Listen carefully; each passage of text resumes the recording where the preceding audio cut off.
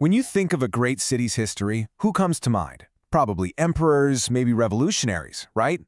Well, today we're going to historical Shanghai to uncover the city's true hidden engine, the people who actually kept the lights on, day in and day out. Just think about that for a second. When we learn about history, our eyes are usually pointed way up high, to the elites, or way down low, to the masses of workers. But is that really the whole story of how a city actually lives and breathes? Who really did the work of keeping a place like Shanghai going?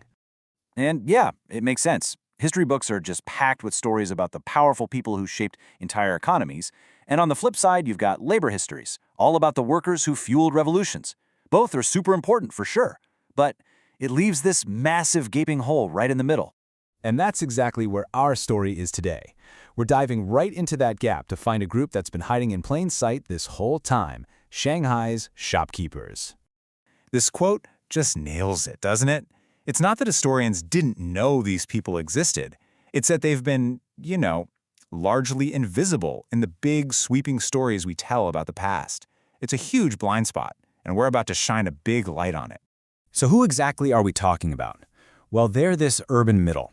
These aren't titans of industry we're talking about. These are men and women who owned a small piece of the city, a modest shop.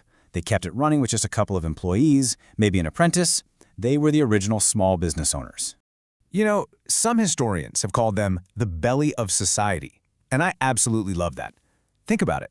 It's not the glamorous part, not the brain making decisions or the muscles doing the heavy lifting, but it's the part that is absolutely essential for survival. It keeps the whole system nourished and running. Okay, so what did being the belly of society actually mean in practice? How did these shopkeepers actually shape the city every day? Let's take a look. What's so amazing about this is that they were so much more than just people selling things. They literally set the rhythm of city life.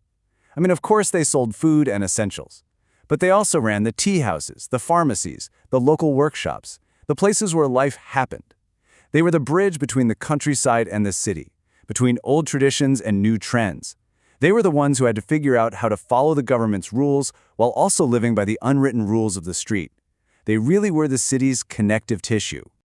Now, it's easy to picture them as just quiet business owners keeping to themselves, but that would be a huge mistake. Because when they needed to, they could come together and become a real political force to be reckoned with. And here's the proof. Just look at this timeline. Over and over again, for decades, they acted together. They would shut down their shops in protest, they organized massive boycotts, and they jumped right into some of the biggest political movements of the time. This wasn't a one-off thing. It was a pattern of real, powerful collective action. So all of this leads to a fascinating historical puzzle. If these shopkeepers were so important, so essential, and even politically active, why have they been so invisible? Where are all their stories? Well, here's the problem. The elites, they left behind diaries, letters, business records, a huge paper trail. The big workers' movements, they had manifestos and party documents. But your average shopkeeper, they didn't really leave much behind. Their account books are long gone, and official records barely mention them. So what's a historian to do? If the official records are a dead end, where on earth do you look for the voices of people who were literally everywhere, but have left almost no trace? The answer is hidden right here, in these two characters. This is the Shenbao. For more than 75 years, it was Shanghai's most important daily newspaper. And for historians, it's an absolute goldmine. Its pages are just filled with these little fragments of everyday life. Advertisements for shops, notices about disputes, public announcements.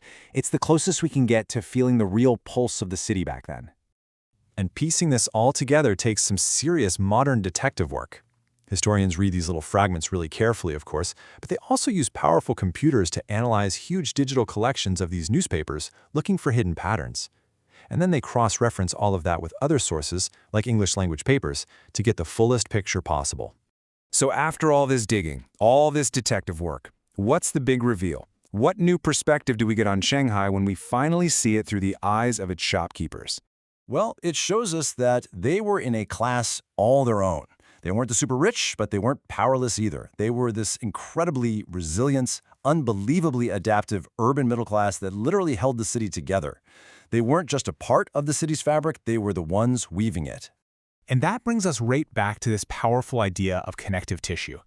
It's just the perfect metaphor. They weren't just in the city, they were the city's network. They connected all the different parts and made a huge, chaotic place like Shanghai actually work on a human level. And that leaves us with one final thought. Look around your own city, your own neighborhood. Who are the people quietly setting the rhythms of your daily life? Who is the connective tissue in our world right now? It's something worth thinking about.